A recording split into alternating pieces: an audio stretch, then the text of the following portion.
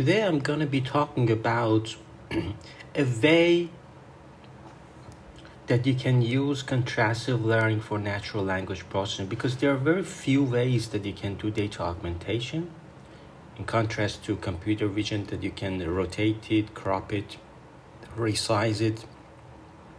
But in natural language processing, we have very few approaches. One of them is dropout.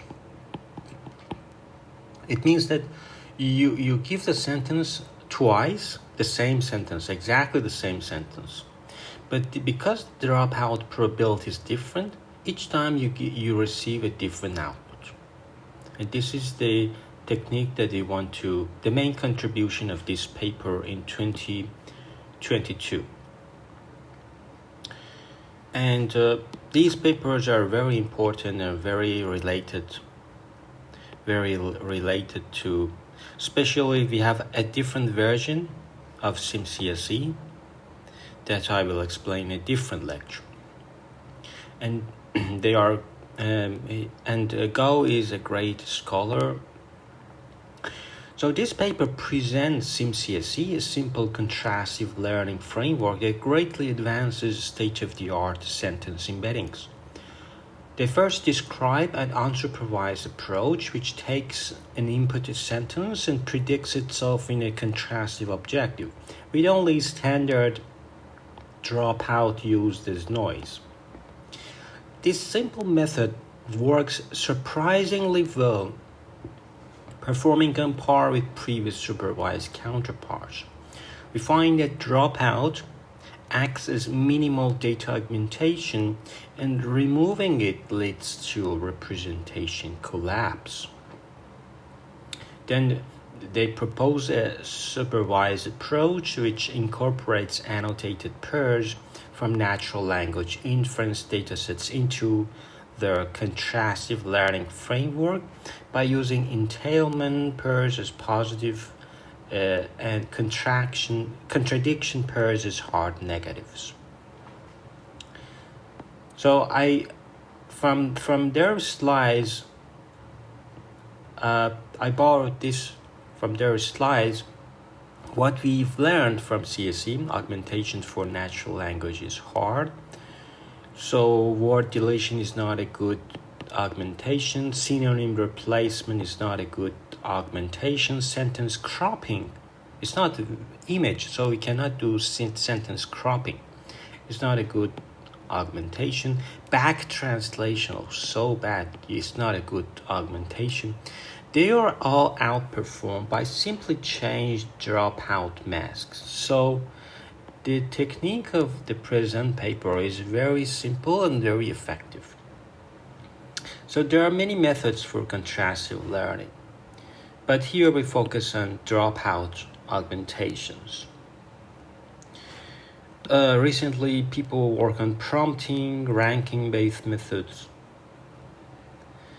And so our unsupervised, this is the unsupervised that we only use dropout with itself. So we give the sentence twice, once, and again we repeated the same sentence.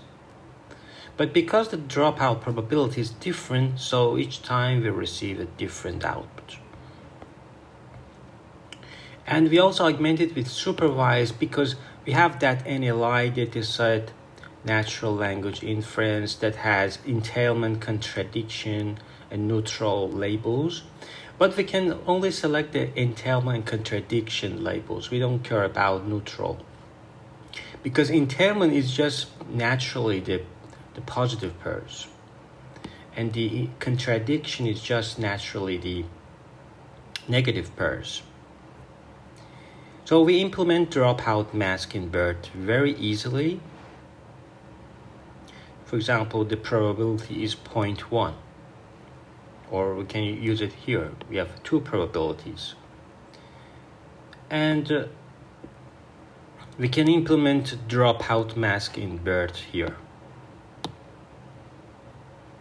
So we simply feed the same input to the encoder twice, and get two embeddings with different dropout masks, Z and Z prime. And the training objective of SimCSE is very simple. That's why they call it SimCSE. Z is just a standard dropout mask in the transformer,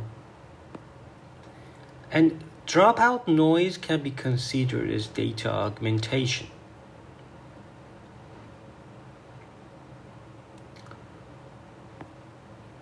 But why does it work? To further understand the role of dropout noise in unsupervised SimCSE, we try out different dropouts and observe that all the variants underperform the default dropout probability, which is 0.1.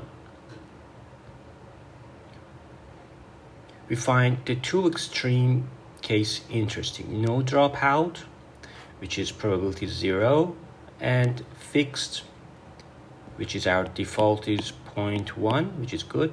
And the other extreme is but the same dropout mask for the pairs. So no dropout and fixed, these P equal to 0 and 0.1 are the two extremes that they also try different things, but these are interesting investigations. So they take the checkpoints of this model every 10 steps. And what is interesting that they visualize the alignment and uniformity.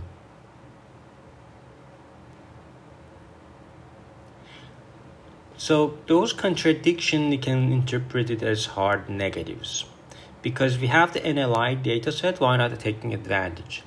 So because I'm an NLI dataset, so it becomes a supervised contrastive loss. But our dropout was unsupervised contrastive. So we mix both of them. But if you want to invent or, for example, suggest a new model, it should be, our goal is to be here. Very small uniform loss and very small alignment loss. But you see that the unsupervised SimCSE that we used is here, which has a high alignment, which is not good. So there is still room for improvement. And in future, many people will write good ICLR and NIPS papers that maybe in future we will reach these areas. But that's interesting to know what kind of augmentation, what kind of paradigm they use to reach this goal. And you see that, for example, SBERT has a very small uniform loss, but the alignment loss is also small. But for example, BERT whitening, BERT flow, all of them I will explain, and I'll explain some of them. But SBERT, which is a combination of SBERT and flow, or SBERT combination with whitening technique, we have different results. Some of them favor uniform loss, some of them alignment loss, but we want both of them to be reduced. It's very hard to achieve both goals. So this is the density plots of cosine similarities between the sentence pairs. Pairs are divided into 5 groups based on the ground truth rating. So higher means more similar. And the x-axis is just the cosine similarity. So we can compare, for example, unsupervised SimCSE BERT with BERT whitening method.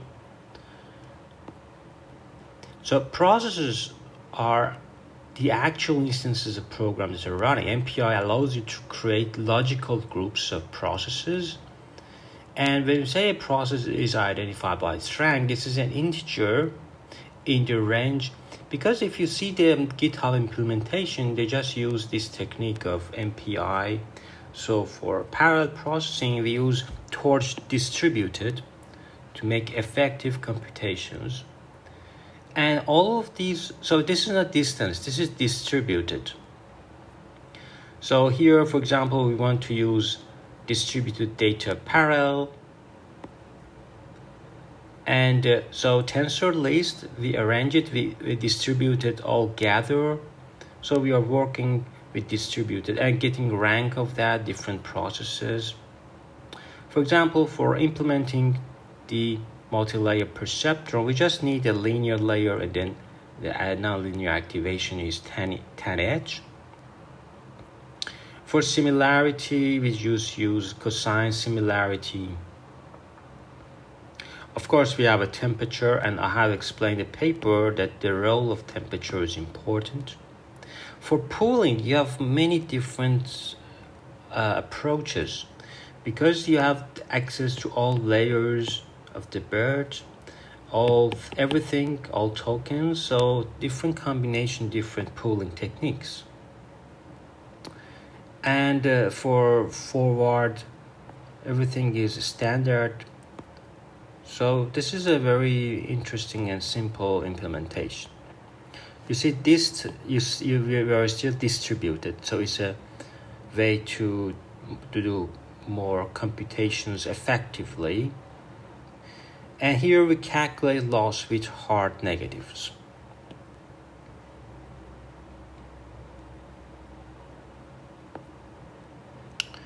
And sentence embedding forward, that these are the inputs of their function, our method, and it returns this